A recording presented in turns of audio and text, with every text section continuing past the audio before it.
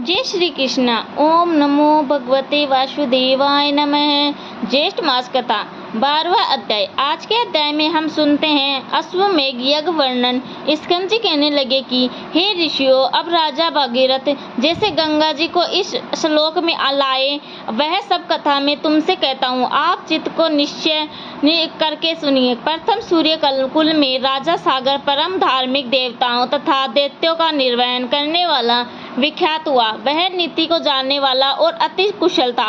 अयोध्या में अपनी राजधानी बनाकर पूर्व के समान 7 द्वीपों की रक्षा करता हुआ समस्त पृथ्वी का शासन करता था और अपने और पुत्रों के समान प्रजा का पालन करता था। और शेषनाग के 1000 फलों के समान उसके 60,000 पुत्र थे।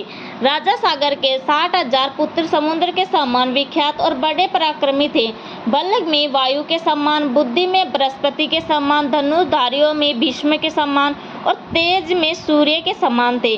वे राजा सागर के 60,000 पुत्र समस्त विद्याओं में कुशल तथा धर्म में पर्यायन थे। ऐसे 60,000 पुत्र सहित राजा सागर ने अश्वमेघ नाम वाले बड़े प्रसिद्ध यज्ञ को प्रारंभ किया। राजा सागर ने ऋषि वशिष्ठ की आज्ञा अनुसार उसकी सहायता से विधिवत संकल्प करके यज्ञ को छोड़ दिया। उन अनेक सेनाओं से सुशोभित होकर सेनाचरों तथा वीर पुत्रों सहित यज्ञ का घोड़ा, जिसकी रक्षा के लिए राजा सागर के 60,000 पुत्र थे, चल पड़ा। अपनी इच्छा पूर्वक एक देश से दूसरे देश को जाता हुआ थकावट से युक्त वह श्रेष्ठ घोड़ा जिन जिन विख्यात राजाओं से पकड़ा गया, उन सब राजाओं को अपने बल से जीतकर अपने शरणागत होने पर छोड़ दिया।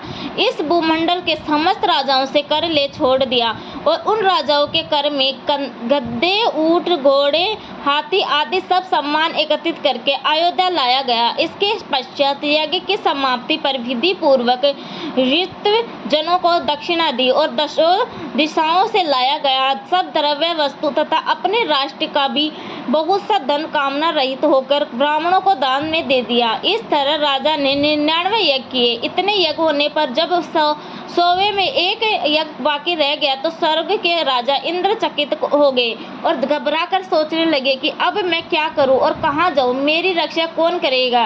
राजा सागर के 100 यज्ञ पूर्ण होने पर वह अवश्य मेरा इंद्रासन छीन लेगा, ऐसा विचार कर युद्ध के लिए तत्पर हो गया और समस्त देव सेना लेकर पृथ्वी पर आ गया। शंकर सूत्रों ने भी सहसा इंद्र को लाए हुए देकर यह निश्चय करके कि देवताओं का राजा इंद्र यज्ञ का घोड़ा हर कर ले जाने के लिए लाया गया है। 60,000 राजा सागर के पुत्र इंद्र के पास आए और नमस्कार करके बड़े आदर और शांति के साथ वचन बोले कि हे स्वामी, हे सचिवपति, यहाँ आपका आना कैसे हुआ। सागर पुत्र के ऐसे वचन सुनकर इंद्र, जिनका होठ क्रोध के मारे कांप रहे थे, बोले कि तुम मेरे यह सब राज्य और इंद्र पद सब कुछ हरण करने के लिए तैयार हो रहे हो और अब बच्चों के समान श्रेष्ठ और मधुर वचन बोल रहे हो जैसे तुमको कुछ पता ही नहीं है। ऐसा कहने पर सहसा देवता लोग शत्रु सेना पर प्रहार करने लगे। सागर पुत्रों ने भी युद्ध आरंभ कर दिया और भयप्रद युद्ध आरंभ हो गया। वीर लोग बाणों से बाण, शास्त्रों से शस्त्र का प्रहार और निवारण करने लगे। युद्ध के कारण अति अंधकार हो गया और 10 दिशाओं बाणों के व्याप्त हो गए। अपने और पराये का कोई ज्ञान न रहा। इस प्रकार वे परस्पर युद्ध करने लगे।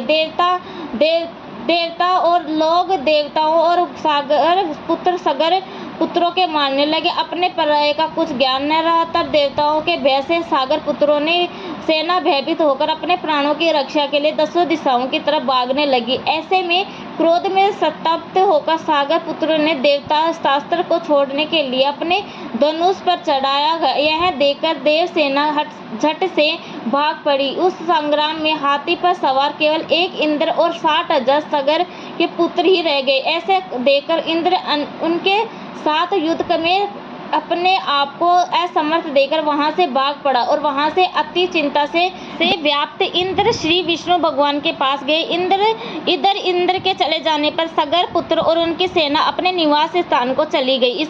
उनको सागर पुत्रों ने स्वामी के गौरव के लिए बहुत सा धन, वस्त्र और भूषण देकर प्रसन्न किया। इसके आगे की कथा हम सुनेंगे कल के 13वें अध्याय में। इस श्री ज्येष्ठ मास के महत्व का अश्वमेध का यज्ञ वर्णन 12वां अध्याय समाप्त। जय श्री कृष्ण, राधे राधे। अगर आपको वीडियो पसंद आए तो लाइक, सब्सक्राइब एंड कमेंट जरूर कर देना। और जय श्री कृष्ण, थैंक यू, धन्यवाद।